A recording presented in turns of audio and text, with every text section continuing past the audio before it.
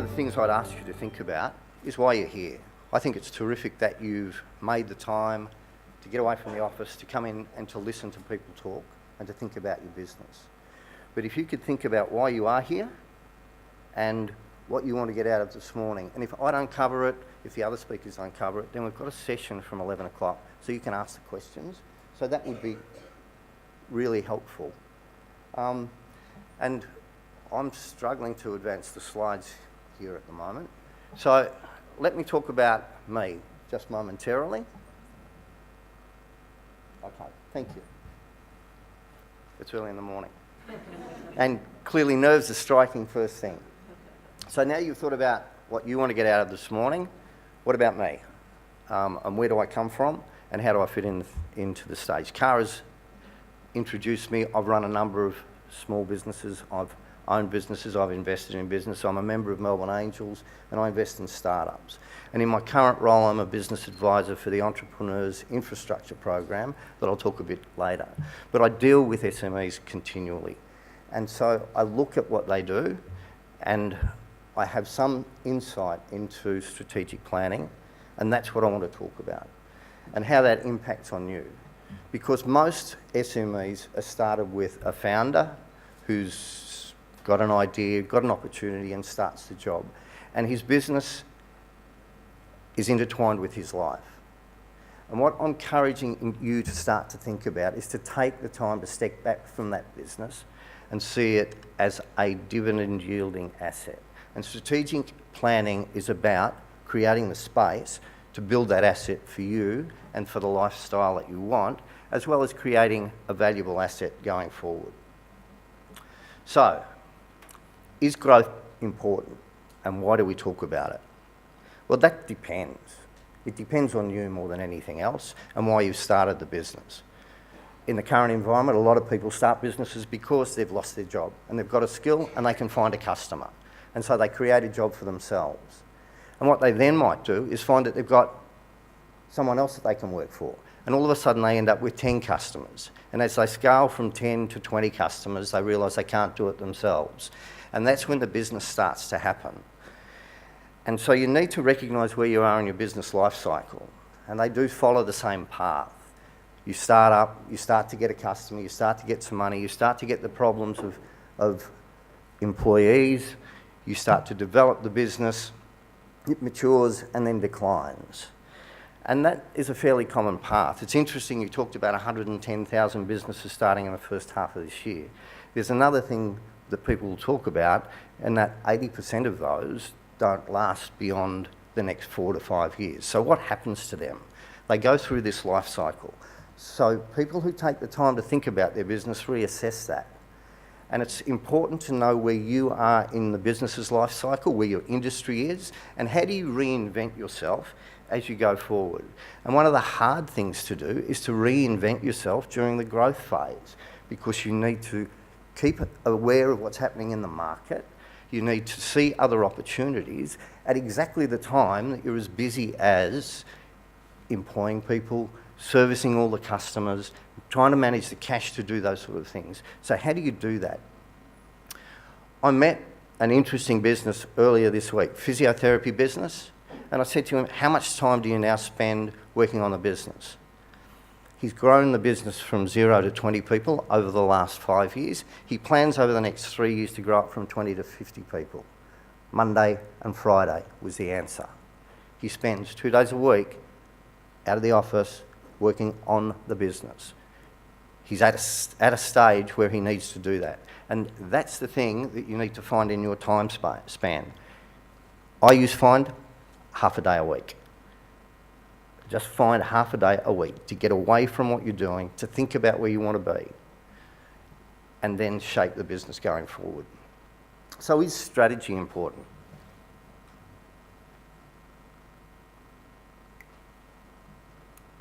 And more importantly, what is it? I guess strategy is about understanding where you are and where you want to be. And I guess then developing a level of consistency and performance, both in yourself, in your business, and what you do with your customers. So what's strategic planning? It's about exactly assessing where you want to be in the next 5 to 10 years, and then assessing the steps you need to take to get there. And it goes beyond looking at the size of business. It's about thinking about what place you occupy in the market, who your current clients are, who your future clients might be, and how you're going to service them. What sort of people do you need around you to do that? What sort of values do you need to instill in the company so that you get the right people doing the right thing, so you can spend the 2 days out of the business thinking about what it is and where it goes? And then it's alignment. How do you align your financial reporting to reflect what you think you should be doing, so you get regular updates on what your actual performance is against what your expectations are, and so you can correct as you move forward when things don't go the way you expect them to do. And what about marketing? How do you talk to your customers? How often do you talk to your customers? How do you relate to them? They're things that you need to consider right at the start, because it's the customer who creates the value in your business model, because he's the one who pays you. And you need to provide value to them in the services you provide.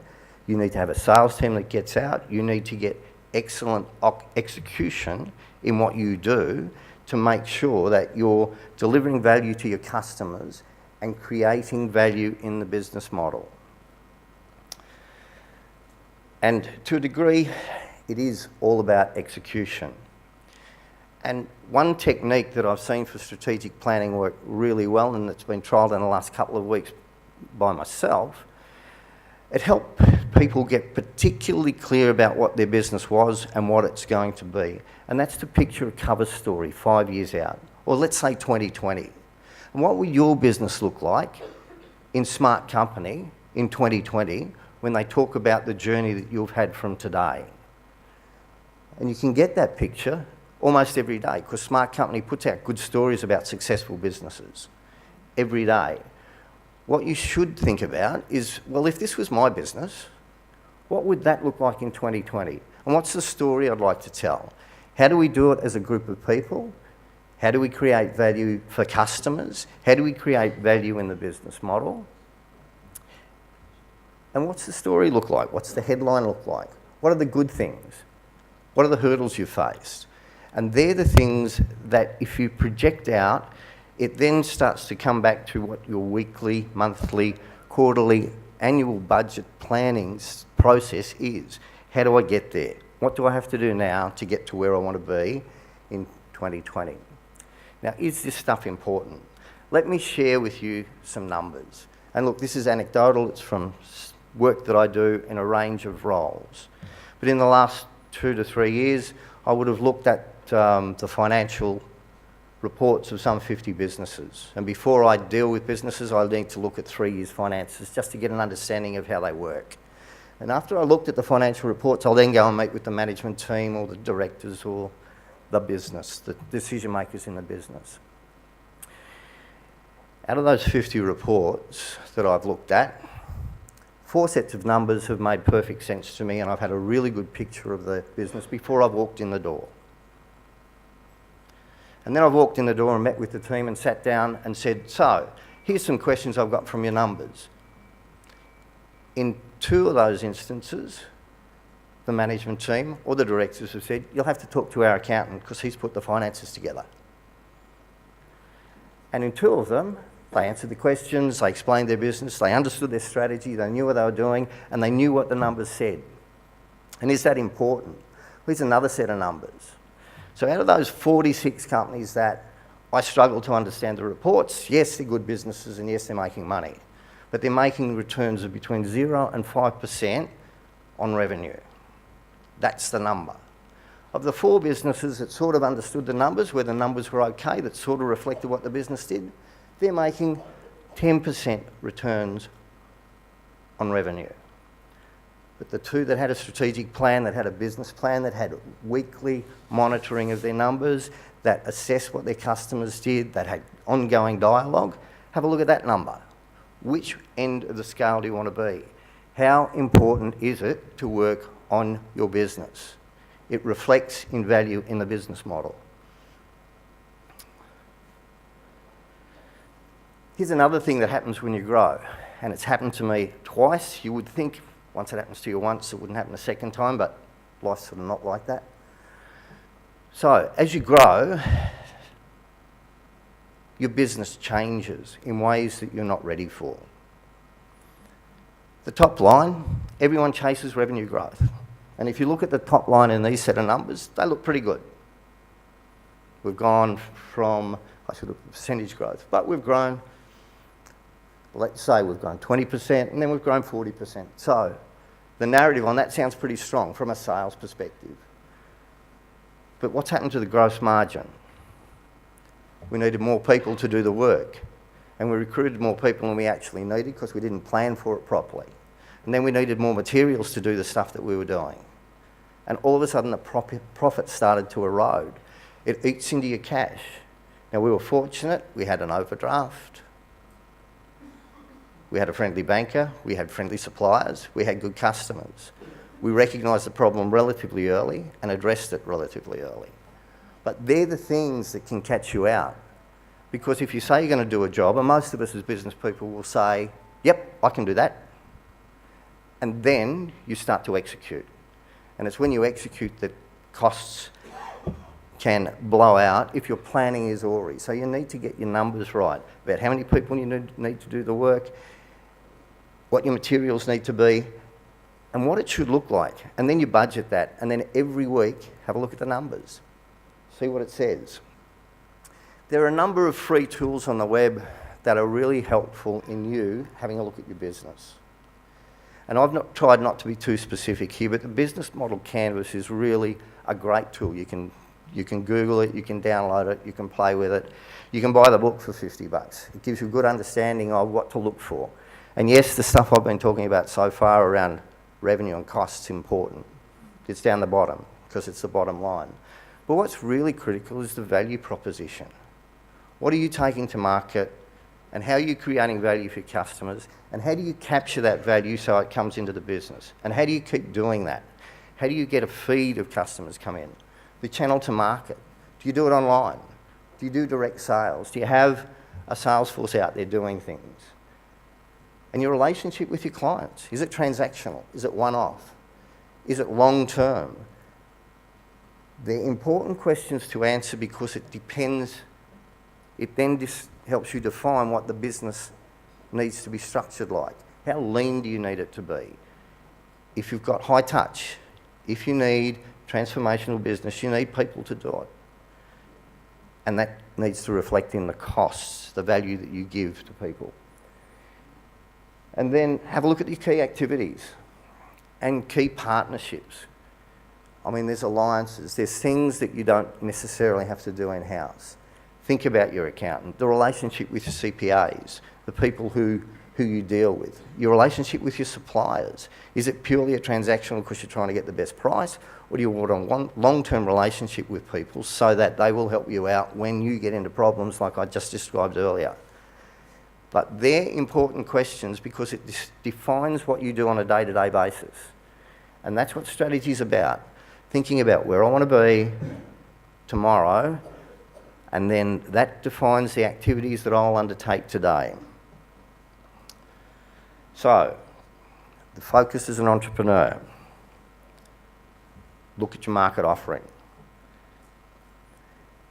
I can't stress this enough. Charge and collect on sales. A lot of people are good at getting sales, not a lot of people are good at collecting it. It's a hard question to ask. Average days collections are somewhere around about 50. They should be somewhere around about 35. You need money in the bank to operate. So the thing I ask customers to do, or clients to do, is when they've finished a job with a client, get immediate feedback. Are you happy with the work? Yes, I am. No, I'm not. What can I improve? And as you leave, whether you do it in your PDA or whether your workforce does it in your PDA, say, and by the by, the invoice we'll issue this afternoon and we'd expect payment on Friday week. And on Thursday week, someone in accounts rings up and says, do you realise that payment's due tomorrow? Get that into your business and get your days collections down. You're not a bank. Unless, of course, you are a bank.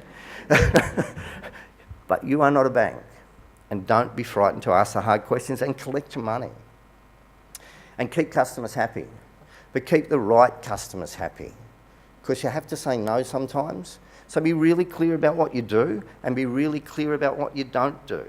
And if people don't want to do it for a price, that's okay. Find someone who will. Because if you do it for a price, you'll go broke. Prepare cash flow and budgets. And Josh is going to talk about that momentarily, so I'll try not to steal your thunder there. But monitor your performance weekly. As a manager, you have to do it weekly. And the other thing I'd look at is cash daily. And the thing to look at, I'm talking about industry observation here, understand where you fit in the value chain in your industry, because that's where opportunities come from. So you know what you do, but things are happening around you because you've got suppliers or you supply to someone, and sometimes industries change. And if you're alert to that, you can be alert to opportunities because you can say, you know, in addition to doing this bit, I can do that bit. You can increase your business. You can increase your service offering. So let me tell you about a couple of experiences I've had that might reflect that. I was an operations manager in a meter reading company. We read meters for gas, water and electricity utilities.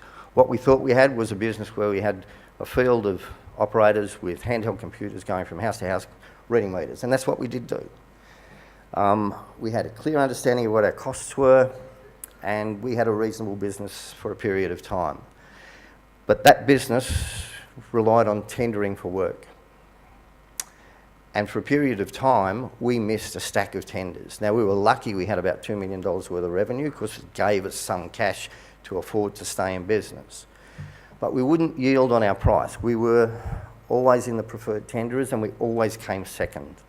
And we did that for 12 to 18 months. And I've got to say that I'm not so sure that I was going to last for another 3 months in that particular role for a whole host of reasons. And then something happened. The tenderers who won 12 or 18 months ago started to go broke because their pricing was wrong. And we then picked up business because tenderers went, meters still needed to be read, we had the capacity to do it. And we said yes, and that was terrific, except we went from 30 people and $2 million to 200 people and $8 million in a much quicker time frame than any of us were ready for, and that changes the complexity of your business. You know, all of a sudden you've got levels of management that you didn't have before. Like at 200 you don't know everyone, at 30 you do. And what happens to cash in there? And look, the other thing that we noticed is, and this is important about understanding your value proposition. So, what we thought we provided was labour. We didn't. We provided data from meters so utilities could bill their customers. And what we also provided was insight into what the properties were like, what the meters were like. So then we could start changing meters. We understood what the utility wanted, and we understood that our business model was different to what we thought it was. And we changed the business model.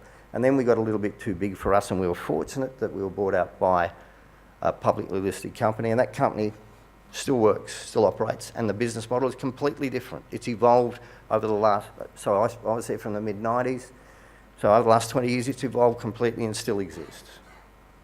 And I ran an outsourcing company. That started out as a print management company that ended up as marketing department for a number of companies as they grew.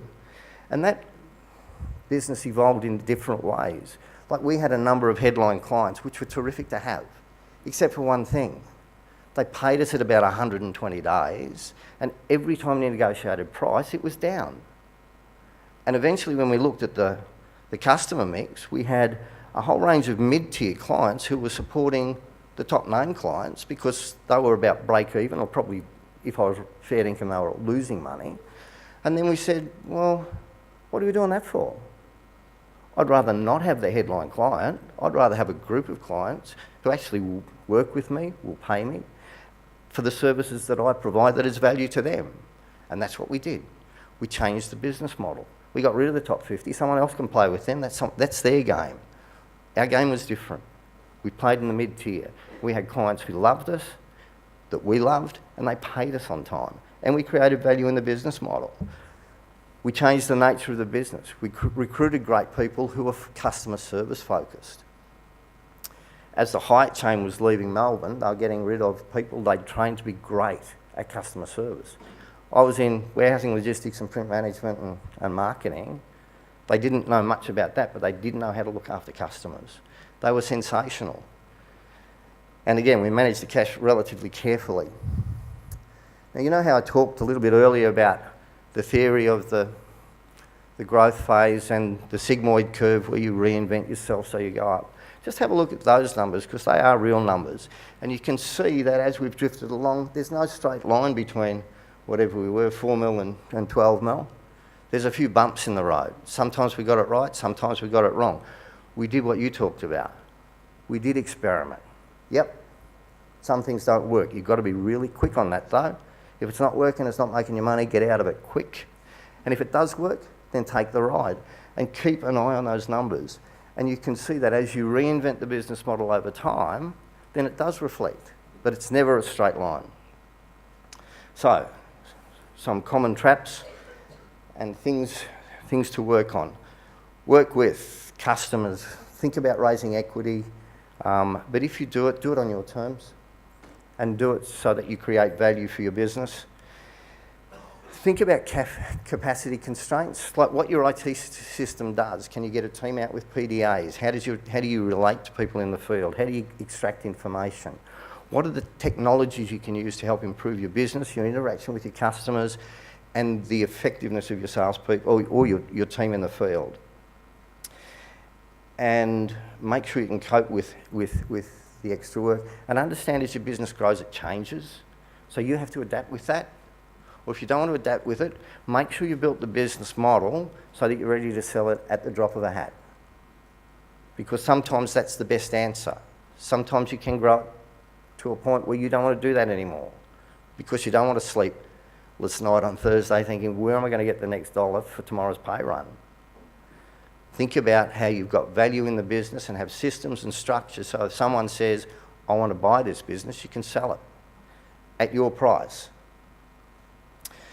So,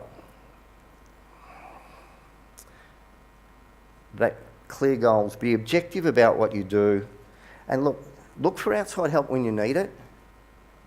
And so, think about advisory boards. Talk to the Australian Institute of Company Directors. Talk to your accountant. Talk to CPA Australia.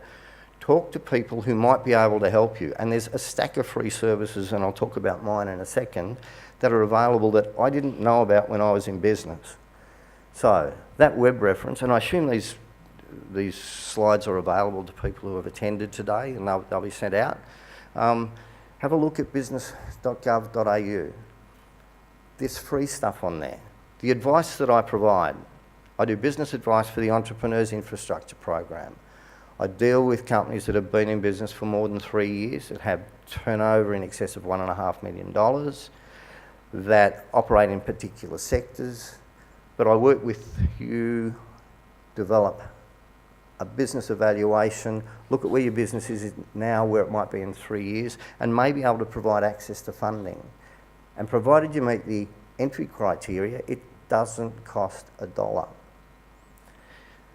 These things there are great things available from the Victorian government. There are mentors. There's a free mentor service for your business. Have a look at business.gov.au. There are free services available that can help you improve your business. I put those resources there. I read stuff. I think it's important that you do. There's some really good stuff available. But stay in touch with your market. I guess I'm preaching to the converted here, but SmartCompany does great stuff and it keeps you informed. Stay in touch with that sort of thing. Look, I may not have been particularly specific about strategic planning. I'm talking about, but I can't be for you. You need to think about your business and where you want to be in the next 3 to 5 years. But I'm here through the break and through the question time. So what I haven't covered, I'm more than happy to discuss with you at any point in time. And I've left some brochures on the table at the back. So please, by all means, stay in touch. Thanks for your time.